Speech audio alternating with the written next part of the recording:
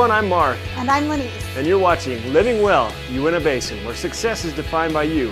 This week on Beyond the Couch, the DWR took us out for some great ice fishing, which, believe it or not, ended up being a great time. It was a lot of fun. And on Dish by Dish, we're going to take you to a local restaurant and meet the chef who's going to cook us up his Valentine recipe. And then on Your Way, we're going to introduce you to essential oils. Well, let's get after it, Lenise. Let's do it. Living Well, Uintah Basin, presented by Ashley Regional Medical Center. Also made possible by Anadarko and Uintah Recreation District.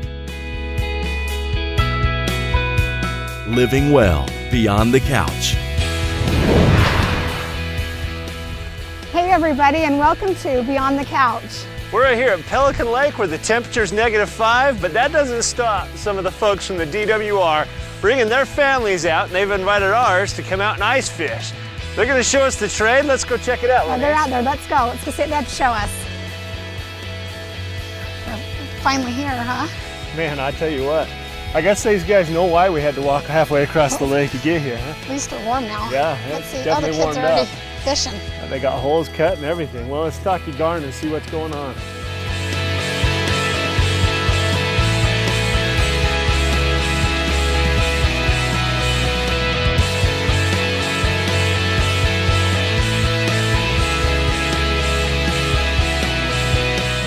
I'm out here on the ice with Garn Burchell from the DWR, and Garn, I gotta admit, I've never been ice fishing before, so I'm gonna be a little dumb to this, so you gotta explain it a little bit to me. The first thing I noticed is when we came in from the cars, you guys had sleds and you were hauling all kinds of stuff in. What were you bringing out here? Okay, in our sleds we had all of our fishing gear, which includes some kind of auger, these big motor powered ones, or you can still get hand augers that, you want your auger. Most people have a bucket of some kind, and that's what they put all their tackle in, their lures and stuff like that. Maybe some food, some hand warmers, fishing rods, those kinds of things. So whatever you're going to need, you're going to be out here for a while. So whatever you're going to need to stay comfortable on the ice. If you want a chair to sit on, a chair is nice to have, those kinds of things. Okay. Just anything to keep you comfortable and to help you catch fish. Tell me about this thing. You called it an auger? Is that what you called it? It's an ice auger. Okay. What's this thing going to do for us? Okay, this is going to drill us a hole so we can, have a little spot to put our line down into the lake and catch fish. Yeah, you got to have that hole to get the fish, I guess, right? Yep, you got to have the hole. All right. And you said if you don't, this is an automated one or an automatic. It's going to drill pretty quick, but you can get a hand one as well if you don't have one of those. You can get a hand one that you crank with your hand. When the ice is thick, it's a lot of work, so you won't be drilling as many holes, but they work very good. And then sometimes when the ice is thinner, maybe when you're out here early in the season, a lot of guys just have a little ice pick that they use to chop a little hole with. So how big does your hole have to be? Speaking of the hole, are we? These augers come in different sizes. This one looks like it's an 8-inch hole. We have one over here that I think is a 10-inch hole. And then there is a regulation, you're not supposed to have a hole any bigger than 10 inches. 10 inches, no bigger than that, so okay. And that's mostly a safety reason. You don't want people accidentally stepping into the hole and falling in. Yeah. So. All right, so I'm gonna have you fire this thing up and drill us a hole. It sounds like that's the first thing we need to do to get started today, so let's have him do this.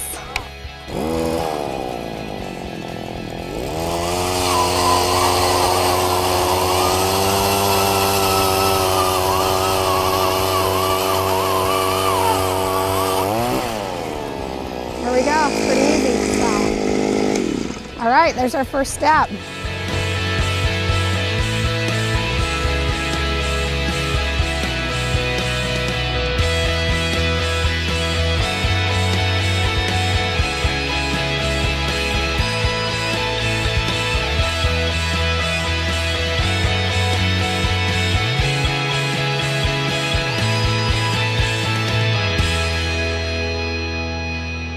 All right, Garn, you got this hole dug. Now what do we do with it? Okay, the next thing you need to do is there's still some slush and a little bit of ice in the hole, and so we have these scoopers for cleaning that hole out so you have a nice clean hole.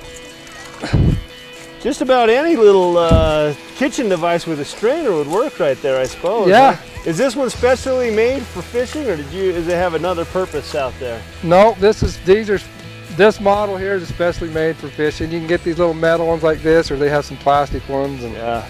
Now that hole's about the right size. I can't get my foot stuck in there. So now we got the slush out.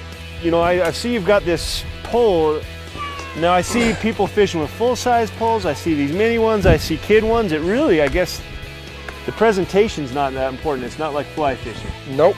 Yeah, so these shorter poles are made specifically for ice fishing, and but you can use a regular, you know, pole that you'd use in the summertime. It really isn't that important. So, but these little poles are usually a little lighter weight. They're a little thinner here at the top, so you can see strikes and those kinds of things. So the next thing to do, once you got your hole drilled and you're ready to got it cleared out, you need to figure out what you want to use. And when you're ice fishing, it's pretty simple basically. So we're at Pelican Lake, so the things that work the best are, you know, these little jig heads. Sometimes you can have them with plastic on. You don't always have to have plastic on, but one of the most popular things to do is to tip it with a worm of some kind. Well, you got this little mealworm right here, Yep. right? Yeah. And mealworms are very popular, and you can pick them up at a lot of the stores in town, the sporting goods stores, Smith's, the Mavericks. You can find this kind of fish bait. So. Great. How deep do you set that? It depends on the depth of the water where you're fishing. So if, like today, I think we're probably fishing at 4 to 5 feet deep, I think. So you want to drop this, put your worm on and drop it right down near the bottom and reel it up just a little bit so it's, you know, 6 inches or so off the bottom, and you're ready to go. And then do you jig it, or you just let it sit there and let them come and find it? You probably want to do some of both. You can just let it sit and keep an eye on it, and every once in a while you might want to move it a little bit to attract some fish. Yeah, let's give it a try then. Okay. So not much to it. So I usually end up tangling my lines, but here there's not really much to it. You just get it down in there. And Yeah, it's important that you have a heavy enough weight so you know that you're getting down on the bottom, I think. And I see actually the most successful ones today have been the little kids. Yep. Is there this is great for the little ones. It's simple then. for kids because Yeah. they don't have to, you know, they just have to drop it down and not have to worry about not learning how to constantly cast. fighting a snag or Yep. a tangle. Yeah, that's one of the things I get frustrated with the kids is, you know, I don't end up fishing in the summertime. I just end up untangling. You know? Yep. But I noticed that the littlest ones are having the best success here today. So.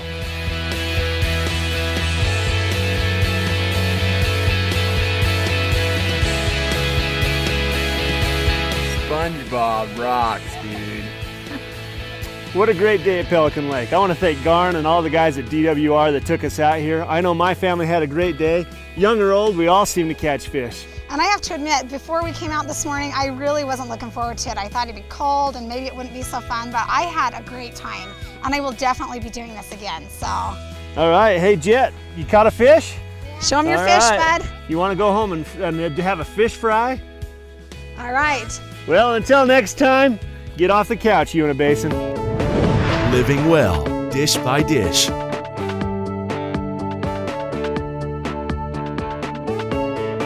Hello everyone, welcome to Living Well Uintah Basin. Each week we spend so much time focusing on the physical aspects of maintaining a healthy body. Sometimes we forget the personal side where we want to spend time with our spouses, our loved ones, our children, and cultivate those relationships.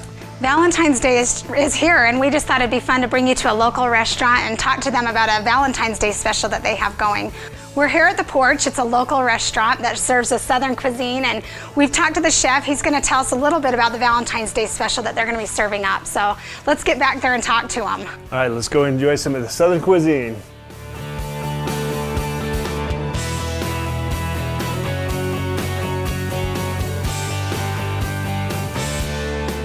Well, welcome everyone to Chef Justice's Kitchen. Thanks for having us here. Thanks for being here. Yeah, and now where are you from exactly? Born and raised right here in Vernal. You're a Vernal guy. Yeah. And you've been in the chef business for how long? About 11 years. 11 years. Went to school 5 years ago. 5 years, so there's a culinary school, is that what they call that? Cordon Bleu. I'm Cordon Bleu trained. Cordon Bleu trained. So what do they teach you? It's a French culinary, so it's a lot of butter and good flavor. Let me get this right. You've been chefing for 11 years. You went to school 5 years ago. Did they teach you anything really that you didn't already know? Yeah, I learned a few things, more intricate stuff like chocolate and sugar and Oh, okay. But- So we're talking the after party stuff. Yeah. Okay. Where did you learn the main trade from? Where did you pick up the bad habit of chefing? I grew up cooking with my grandma and my mom. Okay. So it was All homemade from scratch. okay, they taught you there's Oh, none yeah. of this box stuff. No.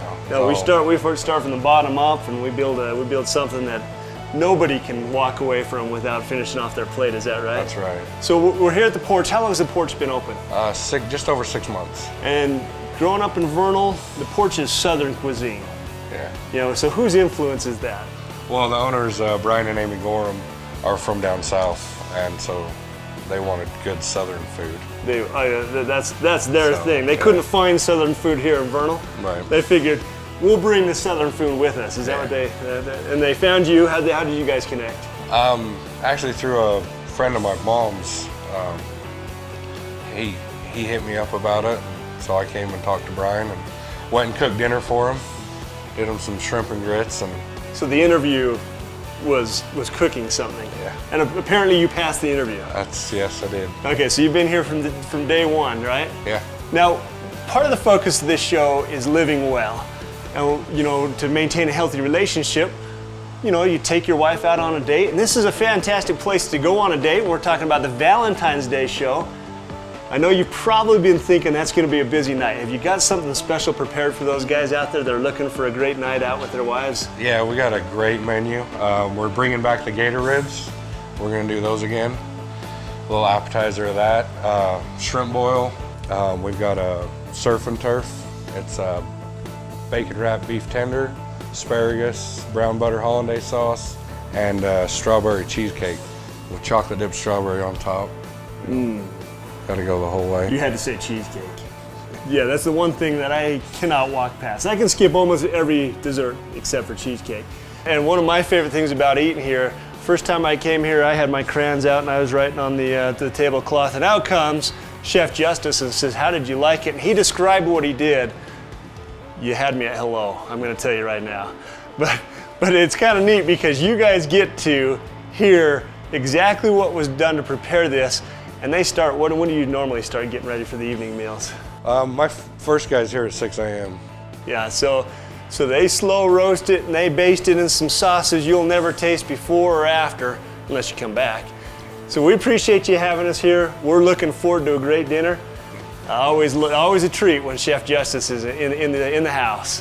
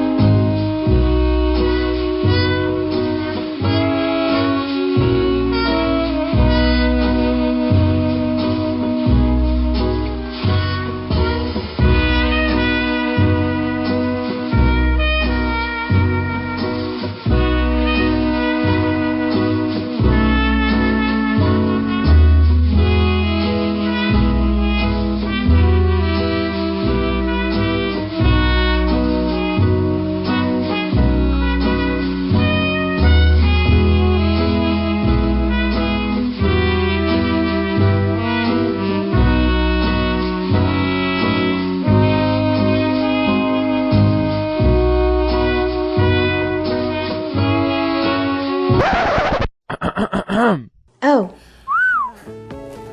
Well, thanks for joining us, everybody. We had a great dish prepared by Chef Justice. This food is fabulous. Thanks for joining us on Dish by Dish. We'll see you next time.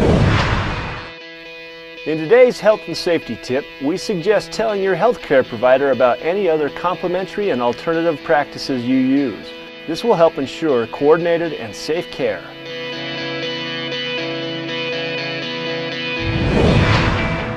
Living well, your way. I'm here at the Uintah County Library with Misty Spears, and she's going to give us a little introduction to the essential oils. Misty, I know that the oils are something that's really big in your family. You guys use them quite a bit. So tell us, what is an essential oil? Essential oil is the blood life of the plant. So they extract the oil from the most viable, potent part of the plant. So it could be from the root, the bark, the leaves, the petals, anywhere that they can get the most viable part. The most pure, it sounds like. Essential oil. Yeah. So why use the essential oils? Essential oils are just really great because the DNA of a plant or a tree is very similar to the DNA makeup of a human. And so when we put essential oils into our body, they mesh very well. They're natural, they're not synthetic, and so our body reacts to them very well. We don't have side effects, and so it's just a very natural way to heal or help our bodies to repair themselves. Well, and I know this time of year there's a lot of cold and flu going around, and it's been an awful year for that as well. Yes. So doctors sometimes are good when you need a prescription or whatnot, but when it's a virus, these help us fight them off even faster without a medication. And yes, with our body, a virus will penetrate the cell of our body, and when you go to the doctor and you have a virus, he'll say, sorry, lots of rest, plenty of fluids, go home and rest, because an antibiotic cannot penetrate the cell of your body. And so what is so neat about essential oils is they can actually penetrate that cell, attack the virus, and repair that cell and actually stop the virus or the bacteria from spreading further into your body and making you sicker. So essential oils can cut sicknesses down to maybe a cold 7 to 14 days to maybe half that. which is nice, especially if you're working or need to get back to school or whatever. Yes. And are they safe? I mean, can you use them on small children, older people? Are they safe to use? Yes, they're safe for all ages, newborns from birth up to old. Only thing that I recommend when you're using it on older or maybe younger children is a fractionated coconut oil, which we have here.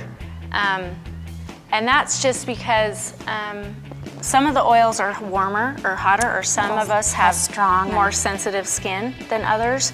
And so that just helps to dilute it so that you're not having a reaction to the oils. Okay, so they're safe. They might burn a little bit if you don't use the coconut oil, so you have to be careful with that, but they're not going to hurt you any other way. No. And why do you use the oils? What is it that attracts you to the oils? Well, first of all, like we just said, I feel like they're safer for us because they're not synthetic, they're all natural, and our bodies don't have side effects to them. Second of all, I feel like they're more effective because I just talked about how it can penetrate the cell in our bodies, and our bodies are made to repair themselves, and that's what the essential oils do. They help our bodies to repair themselves. And then I just feel like it's a lot cheaper. You can use 1 to 2 drops of essential oils and cost 30 cents, whereas you can go to the drugstore or the doctor. I was gonna say, even the copay to go to the doctor and then to find out it's just a virus. Yes. If you can try these first and kick it with that, then it saves you a lot of money. Yes. So if you were only gonna buy a couple of oils, what would you suggest having on hand? I mean, I'm sure some work better than others. What would you suggest to those that are only gonna be able to get a few that they would have on hand? The first one I would recommend is lemon. It's a very good detoxifier, and we all are taking in toxins into our body, so that's great to have on hand. Like a purifier too, isn't it? Yes. On Guard is a great one. It helps to boost our immune system. Oregano is an also great one. It's one that is a natural antibiotic. So if you're sick or feeling something come on, that's great to have on hand. And then the last one is just one of my favorites is frankincense. And I call it the king of all oils. So that's a good one. That's one of my favorites. I know that. I use the oils and I love them. I mean, they've done a lot of good in my family, so I'm a firm believer in them. I guess we didn't get to a lot of information here. And so if people have questions about it or want to find out more, you guys offer classes here at the library every week, you said? Yes, every week. And so how do they find out about those classes? They could go to the Uintah County website or call the library and find out when those classes are set up. Okay, and maybe we'll even put a link on our website so that you guys can get to that. So, Misty, I really appreciate it. Before we go, is there anything else? I mean, it looks like you use the doTERRA, but if they were to buy an essential oil of any kind, I know you mentioned there's a certain kind that it needs to have something on it. What was that you were saying? I would highly recommend that you buy CPTG certified, which is certified pure therapeutic grade, and that that way you know you're getting 100% pure oil. You can take it internally, you can put it on you, and use it aromatically, and there would be no Side effects or any additives to that oil. Well, I appreciate you coming down here and showing us a little bit. I know, like I said, your family's really big into it. My family, we like to use it, and so it's a great way to keep your family healthy, and maybe you can get a little bit of more information about it if you want. So thanks again, Misty. We really appreciate You're it. welcome. And thanks for joining us. We want to thank all of our guests who were a part of our show today. And as a reminder, VTV has a new Facebook page, and you can like us to catch all the updates on this show and all of your favorite programming from VTV Channel 6. And until next time, live well, Uintah Basin.